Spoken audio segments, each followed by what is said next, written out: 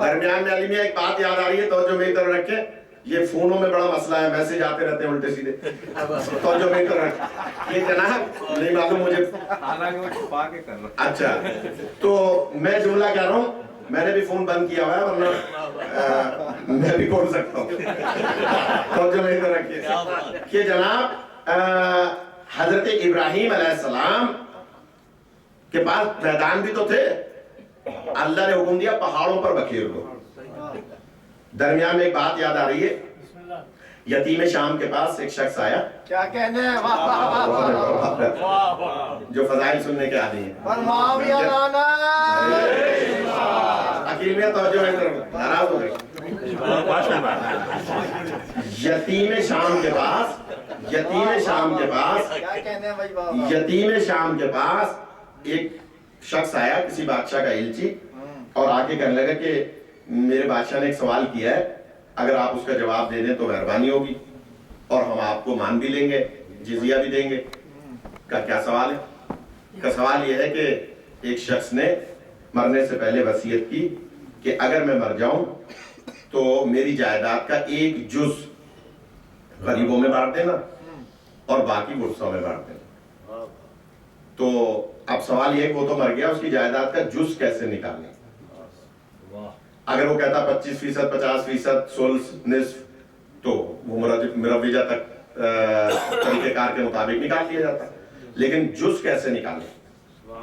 اب جسے اپنا نہیں پتا اسے جز کا کیا پتا، جسے کچھ بھی نہیں پتا اسے جز کا کیا پتا ہوگا۔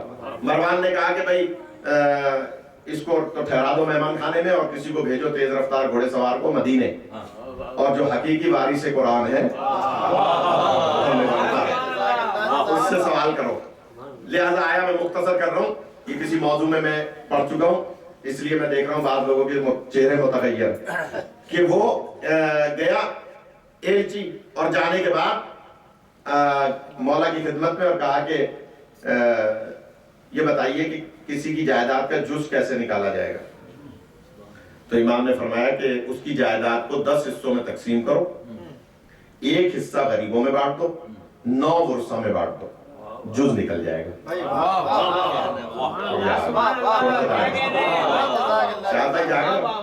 کہا کہ ایک جز نکال دو، ایک حصہ دے دو غریبوں میں، 9 ورثوں میں بانٹ دو، جز نکل جائے گا۔ اس نے سن لیا، سن کے چلنے لگا، 10 قدم چلا تھا، دل میں بدگمانی کرنے لگا، یہ مولا نے بتا تو دیا لیکن کوئی دلیل نہیں دی، تو ہم 5 نکالتے، 5 ادھر دے دیتے تو بھی مان لیا جاتا، 2 نکالتے ادھر غریبوں میں، 8 ادھر دے دیتے تو بھی مان لیتے۔ امام فرماتے 25 حصے کرو، 5 ادھر دے دو، 20 ادھر دے دو، میں تب بھی مان لیتا، لیکن امام نے فرمایا کہ 10 حصے کرو، ایک اس میں سے نکال کے غریبوں میں دے دو، 9 ورثہ میں دے دو، جز نکل جائے گا۔ یہ مولا نے کس استدلال سے، کیسے بدگمانی دل میں کرنے لگا، 10 قدم چل کے مولا نے پیچھے سے آواز دی، اے فلاں ابن فلاں، جبکہ اس نے آگے اپنا اور اپنے باپ کا نام نہیں بتایا تھا،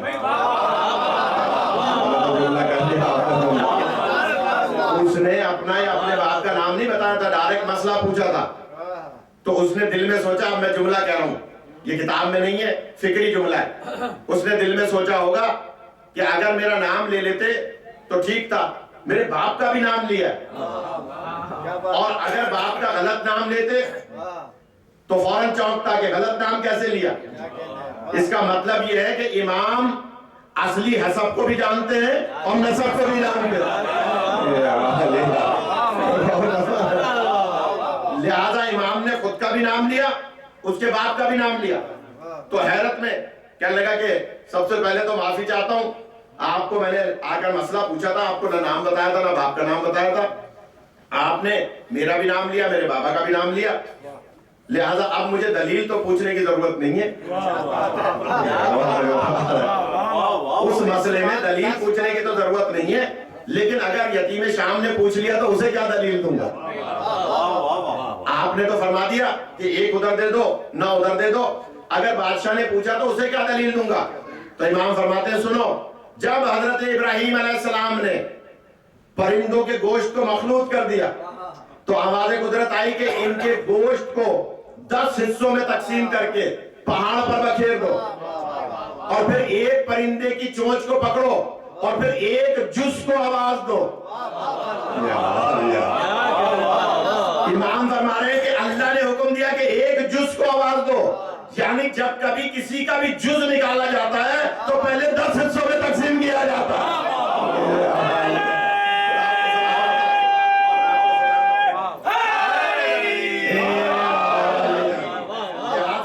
حصوں میں تقسیم کرنے کا اللہ نے حکم دیا تھا، اور پھر ایک پرندے کی چونچ کو پکڑا اور ایک جز کو بلایا۔ تو اب جہاں جہاں اس پرندے کا ایک ایک جز تھا، جہاں جہاں اس پرندے کا ایک ایک جز تھا، وہ جز آ کر اس پرندے کی چونچ سے ملنے لگا، اور سارا کا سارا گوشت آ کے اس پرندے کی چونچ سے مل گیا، حتیٰ کہ وہ پر بھی آ کر مل گئے، یہاں اس کا بھی ذکر موجود ہے، پر بھی آ کے مل گئے۔ اور پھر جب پورا کا پورا پرندہ اس چونچ سے مل گیا تو اللہ نے اس میں زندگی دے دی۔ جز کو آواز دو۔ نبی نے، امتی نبی نے مرے ہوئے پرندے جس کا خون جدا ہو گیا، جس کے پر جدا ہو گئے، جس کے گوشت کا ذرہ ذرہ مختلف پہاڑوں پہ بکھرا پڑا ہے، نبی کی آواز پر پہاڑ سے اڑتا ہوا آ رہا ہے، یہ بتانے کے لیے کہ نبی جب بلائے گا تو موت دینے نہیں بلائے گا، زندگی دینے بلائے گا۔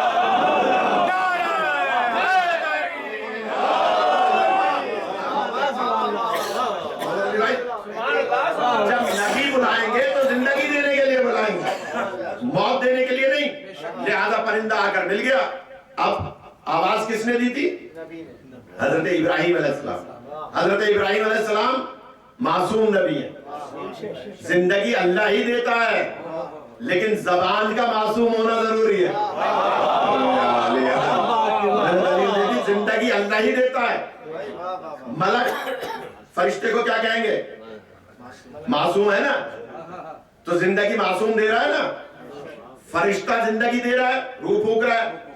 حضرت عیسیٰ کی روح پھونک رہا ہے اور تمام میری آپ کی سب کی روح پھونکتا ہے، اور فرشتہ ہی روح قبض کرتا ہے۔ اس کا مطلب ہے روح قبض کرنے والا بھی معصوم ہے، روح ڈالنے والا بھی معصوم ہے۔ حضرت ابراہیم فرما رہے ہیں وہ بھی معصوم ہے۔ اس کا مطلب ہے موت اور زندگی اللہ ہی دیتا ہے لیکن ذریعہ معصوم ہونا ضروری ہے۔ زندگی انا نحن نحیی الموتى۔ اب آپ مجھے صحابہ کرام میں کوئی ایک دکھا دیں جو مثلا مروجہ صحابہ کرام ہے، ان میں کوئی ایک دکھا دیں جس نے کسی ایک چوٹی کو بھی زندگی دلائی۔ کوئی ایک روایت دکھا دے۔ ہمیں مار رہے ہیں نا صحابہ کے نام پہ، میں نے پہلے بھی عرض کیا تھا، اور پرسوں ترسوں بھی ایک چینل پہ کہا رہے تھے کہ صاحب صحابہ ہم غلام صحابہ کے، اور اب تو یزید اور مروان اور ابن زیاد کو بھی کو شہید کرانے دینے کی تحریک چلائی جا رہی ہے۔ اچھا یہ تحریک کیوں چلی؟ جب فضل الرحمان نے کسی کو کہا نجس جانور کو شہید،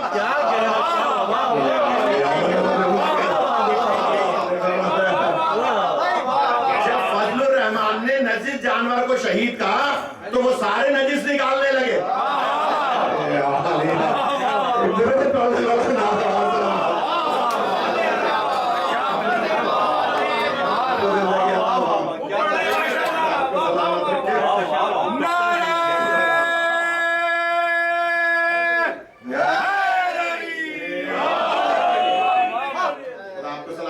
تاریخ اپنے آپ کو دہراتی ہے نا۔ جب انہوں نے نام رکھا تھا انجمن سپاہ صحابہ، انجمن سپاہ صحابہ ASS، تو خود ہی گدھا بن گیا تھا۔ آج انہوں نے کتے کو شہید کہا ہے تو اب نجسوں کو نکال کر شہید بنانے کی تحریک چلائی جا رہی ہے۔ اور فرما رہے ہمیں اپنے منہ سے نہیں کہنا چاہیے، یہ توہین ہے، اس لیے کہ قرآن مجید میں شہداء کا ذکر موجود ہے اور اللہ نے ان کی عظمت بیان فرمائی ہے۔ کیسا دور آ گیا ہے، ذرا اندازہ تو لگائیں کس قسم کے یہ اراکین اسمبلی ہیں اور کس قسم کے یہ مولوی ملا ہیں کہ جنہیں اتنی حیا نہیں ہے کہ وہ اس طرح سے قرآن مجید کو، اور خود کہتے ہیں قرآن ہمارے لیے کافی ہے، اور پھر اسی قرآن مجید کی توہین بھی کرتے ہیں اور الزام ہم پہ لگاتے ہیں۔ مردوں کو زندگی اللہ ہی دیتا ہے، لیکن اس کے لیے زبان کا معصوم ہونا ضروری ہے۔ میں نے ہزاروں دفعہ اس روایت کو آپ نے سنا ہوگا، لیکن بس بچوں کے لیے دوہرا رہا ہوں صرف جلدی سے۔ ایک زندہ کو لا کے کفن پہنا کے لٹا دیا تھا اور کہا تھا یا علی نماز جنازہ پڑھائیے۔ تو مولا علی نے پہلی مرتبہ تاریخ عرب میں، یہ بھی ذمہ داری سے عرض کر رہا ہوں، اس سے پہلے کبھی کسی نے نماز جنازہ پڑھانے سے پہلے وارث سے اجازت نہیں مانگی تھی۔ یہ پہلا موقع تھا کہ مولا علی نے وارث سے اجازت مانگی۔ یہ وثوق سے ذمہ داری سے عرض کر رہا ہوں کہ مولا نے پوچھا بھائی اس کا وارث کون ہے؟ کہا کہ میں، کہا نماز جنازہ پڑھاؤں؟ ہاں یا علی پڑھائیے۔ زندہ تھا، اس کو کفن پہنا کے لٹایا تھا، نہ معلوم غسل بھی دلایا تھا یا نہیں، لٹا دیا تھا لا کے۔ اس نے خود غسل کیا تھا یا نہیں، لٹا دیا لا کے، کفن پہنایا ہوا۔ توہین کرنا چاہ رہے ہیں مولا، کہا کہ یا علی پڑھائیے۔ مولا نے پوچھا دوسری مرتبہ نماز جنازہ پڑھاؤ؟ اس نے کہا ہاں ہاں پڑھائیے۔ اب تاریخ میں ملتا ہے، جو اس میری مجلس میں پہلی دفعہ ہیں ان کے لیے عرض کر رہا ہوں کہ تاریخ میں ملتا ہے کہ مولا نے فرمایا کہ یہ بتاؤ میں علی ابن ابی طالب پوچھ رہا ہوں۔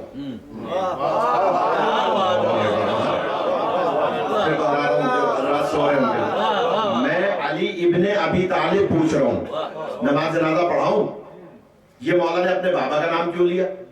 اس لیے کہ مولا علی کی عادت تھی جب بھی کبھی دشمن کے سامنے اپنی فضیلت جتلانا چاہتے تھے تو اپنے نام کے ساتھ اپنے بابا کا نام لیا۔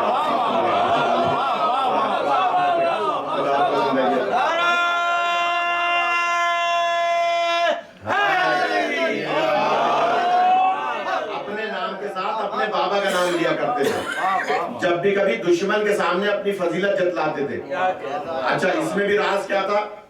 آپ جانتے ہیں علامہ عرفان حیدر آبدی صاحب ایک نامور خطیب گزرے، آمین، انہوں نے، میں چھوٹا سا تھا، یہ بچہ بیٹھا ہے، یہ ماشاءاللہ عباس تیز بچہ، یہ اس کو اور خدا تیزی عطا فرمائے عمر و اقبال میں، یہ بچہ اس جتنا ہوگا۔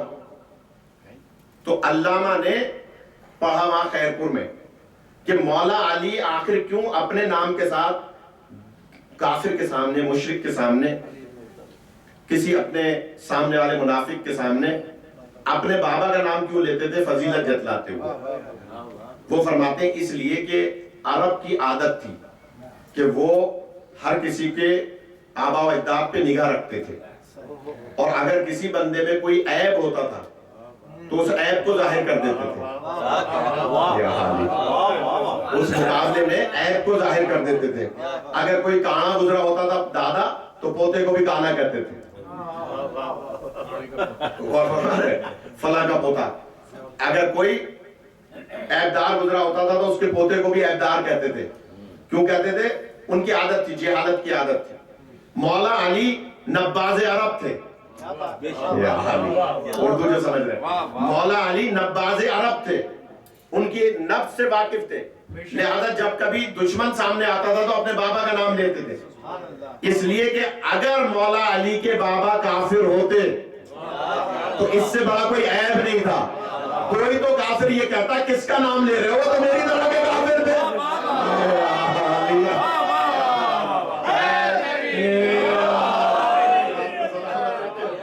کس کا نام لے رہے ہو تو میری طرح کے کافر تھے۔ مولا علی کفار کے سامنے جناب ابو طالب کا نام لے کے قیامت تک یہ بات مہر لگا دیتے تھے کہ اگر میرے بابا کافر ہوتے تو کوئی کافر تو کہتا کہ تمہارے تو بابا نعوذ باللہ یہ عیب رکھتے تھے، تو مولا علی ہر ایک کے سامنے کہا کرتے تھے۔ تو اب ایک جملہ کہہ دوں، اس زمانے کے کفار بھی جانتے تھے کہ ابو طالب کافر نہیں ہے، لیکن آج کا مسلمان اگر کافر کہتا ہے سمجھ لیے اس دور کے کفار سے بھی بدتر ہے، تو ابو طالب کو کافر کہہ رہا ہے۔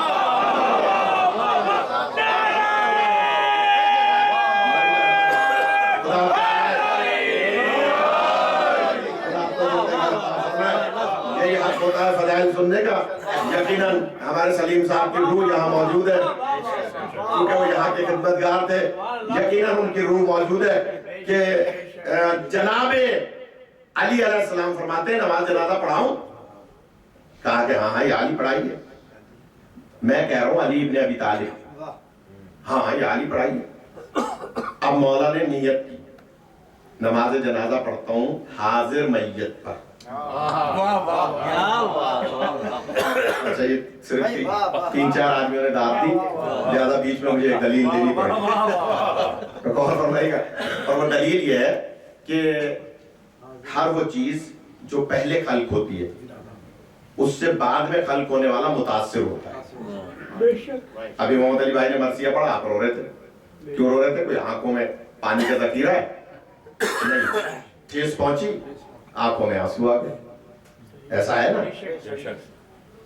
گرم مزاج کے لوگ بھی یہاں موجود ہیں, میں جانتا ہوں بہت ساروں. مزاج میں گرمی کیوں ہوتی ہے؟ دوپہر کا اثر ہوتا ہے. ٹھنڈے مزاج کے لوگ بھی ہوتے ہیں, ٹھنڈک کیوں ہوتی ہے؟ رات کا اثر ہوتا ہے. ہر وہ شخص, ہر وہ چیز متاثر ہوتی ہے اس سے جو پہلے خلق ہوتی ہے. اب ایک آیت سے مدد لوں گا, اگر بیچ والے حضرات آمادہ ہو جائیں. ایک آیت سے مدد لے رہا ہوں. ہر وہ چیز جو پہلے خلق ہوتی ہے اس سے بعد میں خلق ہونے والا متاثر ہوتا ہے. یعنی بعد میں پیدا ہونے والا, ہم چاند و سورج سے متاثر ہیں, ہم بارش سے متاثر ہیں. اگر مثال دیں تو بہت ساری مثالیں ہو جائیں گی نا. جو بھی چیز پہلے خلق ہوئی اس سے بعد میں خلق ہونے والا متاثر ہوتا ہے. قرآن مجید کی آیت ہے, اللہ فرما رہا ہے الذی خلق الموت والحیات. اللہ وہ ہے جس نے موت کو بھی خلق کیا, حیات کو بھی خلق کیا. اس کا مطلب ہے موت بھی مخلوق ہے, حیات بھی مخلوق ہے. الذی, پھر دوہرا رہا ہوں پیچھے والوں کے لیے, الذی خلق الموت والحیات. سورہ ملک میں تبارک الذی بیدہ الملک وہو علی کل شیء قدیر. الذی خلق الموت والحیات. اللہ وہ ہے کہ جس نے موت کو بھی خلق کیا, حیات کو بھی خلق کیا. اس کا مطلب موت مخلوق ہے, حیات بھی مخلوق ہے.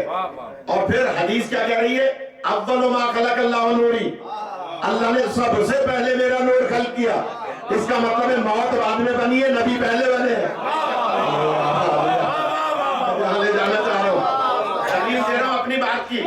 نبی پہلے بنے ہیں, موت بعد میں بنی ہے. کیونکہ آیت کہہ رہی ہے اول ما, نہیں الذی. اور حدیث میں کیا ہے؟ اول ما. اچھا صرف نبی نہیں, انا والی من نور واحد یا علی. اس کا مطلب ہے نبی اور علی پہلے ہیں, موت اور حیات بعد میں. یا نبی اور علی پہلے نہیں. الفاطمہ تو بیضہ تو منی, الحسن والحسین ریحانتین, اولنا محمد و آخرنا محمد و اوسطنا محمد و کلنا محمد. اس کا مطلب ہے 14 پہلے ہیں, موت بعد میں ہے. 14 پہلے ہیں, حیات بعد میں ہے. تو 14 موت سے متاثر نہیں ہوں گے, موت 14 سے متاثر ہوگی.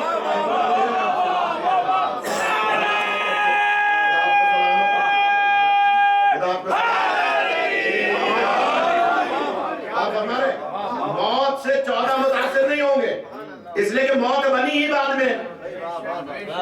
اچھا یہ جو ملنگ حضرات بیٹھے ہیں فضائل سننے والے ٹاپ کے, ان کے لیے ایک جملہ کہہ رہا ہوں. ابھی اندازہ ہو جائے گا میری بات کے کون کون مصداق ہیں, ابھی اندازہ ہو جائے گا. اور وہ بات یہ, موت اور حیات کو اللہ کہہ رہا ہے کہ ہم نے خلق کیا, خلق ہوئی نا. اور یہ 14 پہلے خلق ہوئے. موت بنی نہیں, 14 ہے. حیات بنی نہیں, 14 ہے. 14 ہے, اس لیے کہ کہہ رہے ہیں اول ما. اور اللہ کہہ رہا ہے الذی خلق الموت والحیات. اس کا مطلب ہے موت بعد میں بنی, 14 پہلے ہے. تو 14 کو مردہ کہہ نہیں سکتے, موت بنی نہیں.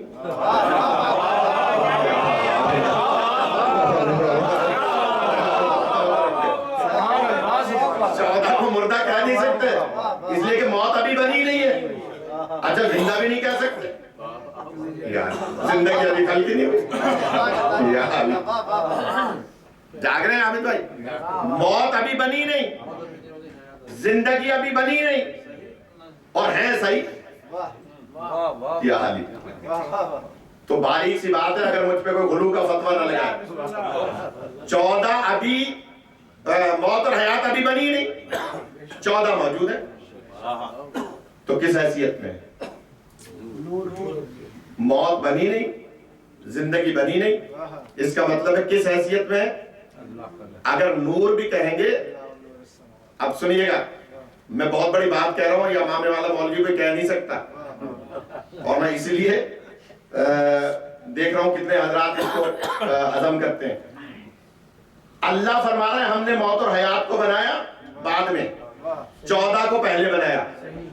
नूर की हैसियत अलग है, लेकिन मौत और जिंदगी के हवाले से अभी जिंदगी बनी ही नहीं, तो किस हैसियत में है? मौत खल की नहीं हुई, मुर्दा कह नहीं सकते, किस हैसियत में? मानना पड़ेगा हैसियत वही है जो उसकी है।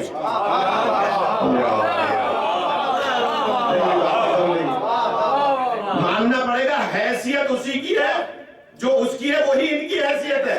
फर्क इतना सा है, वो खालिक होने के नाते यकता, ये मखलूक होने के नाते यकता, ना उस जैसा कोई खालिक है ना इन जैसी कोई मखलूक।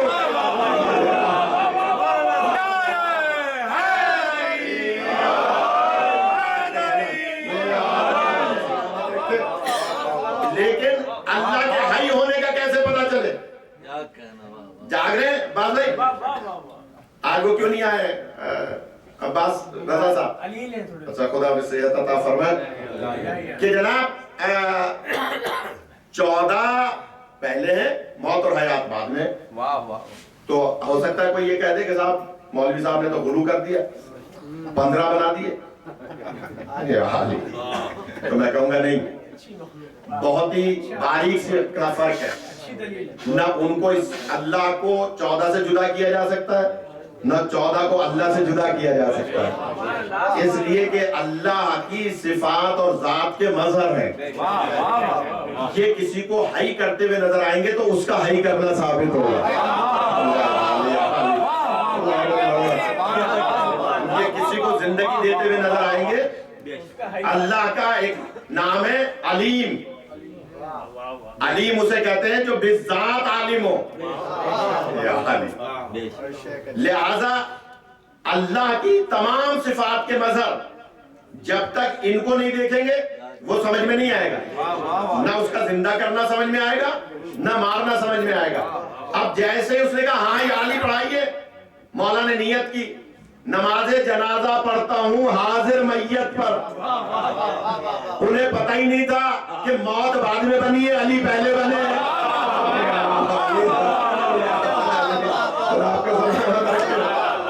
उन्हें पता ही नहीं था कि मौत बाद में बनी है, अली पहले बने। अली मैयत कह रहे हैं, इसका मतलब ये हुआ कि जिसे अली मैयत कहेगा, मैयत मुतासिर होगी, मौत मुतासिर होगी, अली मुतासिर नहीं होंगे।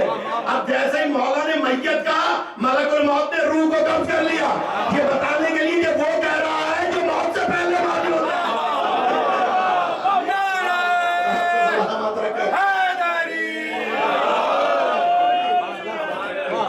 के साथ दिल बोला, अली मौला, अली मौला, अली मौला, अली मौला। आपको सलामत रखे। वो कह रहा है कि जो खुदा आपको जिंदगी अता फरमाए, खुदा मोहसिन साहब को सेहत अता फरमाए, और तमाम मुसलमानों को, मुहिब्बान अहले बैत को जो मोहब्बत अहले बैत दिल में रखते हैं, हर बला मुसीबत से महफूज फरमाए, और खास तौर पे हमारे भाई सलीम साहब और हसनैन के बिरादर निस्बती के दर्जात को बुलंद फरमाए। जुमला कह रहा हूँ कि मौत और हयात बाद में बनी, 14 पहले मौजूद हैं, तो ये मौत और हयात से मुतासिर नहीं होंगे। अब कोई ये ना कहे कि साहब ये आली मदद कहने से कैसे पहुंच जाते हैं।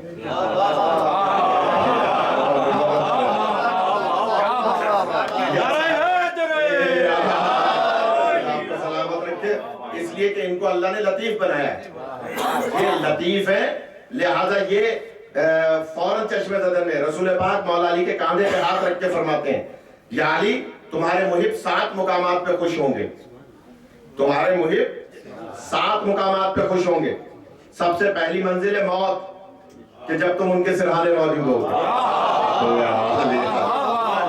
मौत की मजलिस है ना, सबसे पहली मंजिल है मौत, जब उन्हें मौत आएगी तुम्हारे मुहिब्बों को तो तुम उनके सिरहाने मौजूद होगे। दूसरी मंजिल है कब्र, जब तुम वो कब्र में पहुंचेंगे तो तुम वहां मौजूद होगे। तो अब मैं जुमला कह रहा हूं, दुनिया का कोई रहबर और रहनुमा दिखा दे, कोई, ये मेरे बहुत से बुजुर्ग दीवार से लगे हुए, इन बुजुर्गों से दुआ लेने के लिए एक जुमला कह रहा हूं कि जनाब कोई दिखा दे, कोई صحابہ کرام میں جس نے یہ دعویٰ کیا ہو کہ ہم تمہاری قبر میں تمہاری مدد کریں؟ ورنہ میں بتاتا ہوں، آ کے بچہ کہتا ہے بابا آج مولا حسن نے مجھے غلام زادہ کہا ہے،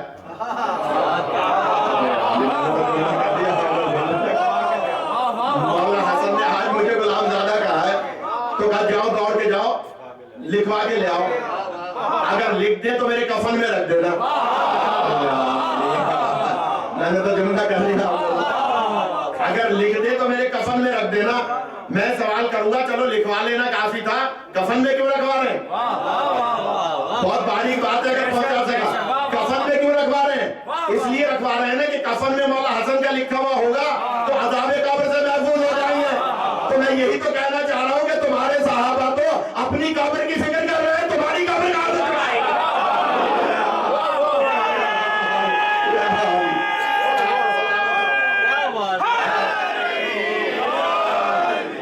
سلامت رکھو بھائی، جنہیں اپنی قبر کی فکر ہے تبھی تو کہہ رہے ہیں نا کفن میں رکھ دینا، حشرات الارض سے محفوظ رہے، فشار سے محفوظ رہے، دنیا میں سانپ سے ڈرتے رہے، یہاں بھی محفوظ ہو جائے۔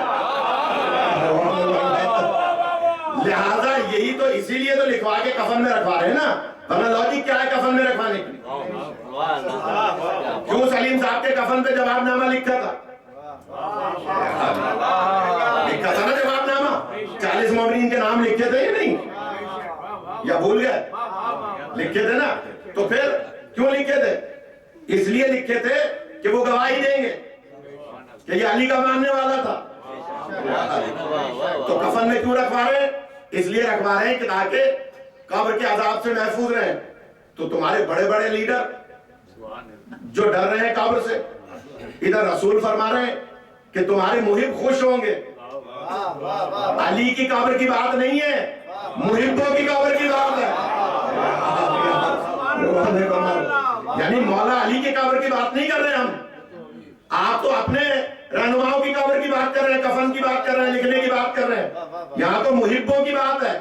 اے علی، آپ کے محب 7 مقامات پہ خوش ہوں گے۔ ایک موت کے وقت تم ان کے سرانے ہوں گے۔ ایک وقت میں کتنے لوگ کہاں کہاں شیعہ مر رہے ہیں؟ ہر جگہ علی موجود ہے۔ پھر علی مدد کہنے سے کیوں چڑ ہو رہے؟ اس لیے کہ جب علی تو ہر جگہ اپنے محب کے سرانے موجود ہے نا، میں نے جملہ کہا تھا مولا علی ہر اس کی نماز جنازہ پڑھاتے ہیں مدینے میں جس نے رسول کے جنازے میں شرکت کی تھی۔ بہت بڑی بات پھر کہا رہا ہوں میں، یہ بات میں نے رمضان میں کہی تھی کسی موضوع میں، مولا علی ہر ایک کو اس نماز جنازہ پڑھاتے ہیں جو رسول پاک کے جنازے میں شریک تھا، اور جو مدینے میں رہتا ہوا رسول کے جنازے میں نہیں آیا وہ مدینے میں مر گیا، علی اس کے جنازے میں نہیں گئے۔ لیکن جو جنازے میں تھا وہ مدائن میں مرا تھا تو وہاں بھی نماز جنازہ پڑھنے کو آ گیا۔ ایک درود پڑھنے محمد والا۔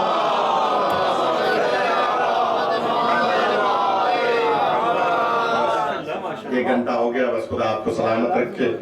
بہت سے لوگوں کو صبح جاب پہ جانا ہے، بچوں کی تو شاید چھٹی ہے، لیکن دل تو چاہتا تھا، یہ موضوع بہت طویل ہے، عشرے کا موضوع ہے، لیکن انشاءاللہ خدا سلیم صاحب کے درجات کو بلند فرمائے۔ میں ان کے گھر نہیں جا سکا، تعزیت کرنے کوئی لے جانے والا نہیں تھا اس وقت، لہٰذا میں ان کی اہلیت سے معذرت خواہ ہوں، لیکن مجھے پتا ہے کہ وہ اپنی بچی سے کتنی محبت کرتے تھے۔ یہاں سے جانے کے بعد میرے بار بار فون کرتے تھے، مولانا نکاح آپ کو پڑھانا ہے، منقبت خانوں کا انتظام آپ نے کرنا ہے، حتیٰ کہ مجھے یہاں تک کہہ دیا تھا کہ شادی کارڈ بھی آپ چھپوا دیں، لیکن وہ بعد میں انتظام ہو گیا تھا ان کی طرف سے، ان کے سسرال، بچی کے سسرال والوں کی طرف سے۔ لیکن کوئی بھی باپ اگر اپنی بچی کا کوئی دکھ ساتھ لے جائے تو اسے پتا ہوگا، لیکن ہم ان کی بچی کو تسلی دینے کے لیے ایک جملہ کہیں گے کہ آپ کے بابا کربلا والوں کے غم میں شریک ہونے محرم سے پہلے ان کی بارگاہ میں پہنچے، جیسا کہ مجھے بتلایا گیا